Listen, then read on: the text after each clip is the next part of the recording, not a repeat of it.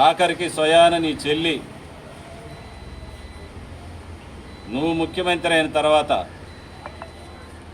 అన్న మా నాన్నని ఎవరు చంపారో ఆ దోషుల్ని కనుక్కొని శిక్షించమని మీ నాయకుడు కాళ్ళ వేలబెడితే కనీసం స్పందించకుండా నీ భర్త కూడా ఉండొచ్చు కదా మీ నాన్న అని చెప్పేసి ఎదురుదాడి ఎదురు మాట్లాడినటువంటి చరిత్ర నీ నాయకుడిది. నీ నాయకుడు ఇంకో చెల్లి ఉంది షర్మిలమ్మ, జగనన్న వదిలిన బాణం అన్నది పాపం.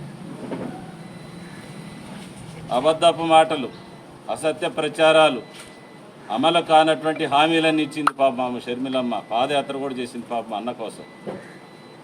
ఎక్కడుంది ఇప్పుడు నీ చెల్లి?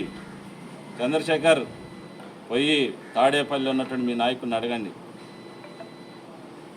జగనన్న మీ చెల్లెలు ఎక్కడుంది అడుగు. ఈరోజు కాంగ్రెస్ పార్టీకి నాయకురాలైంది. ఎందుకంటే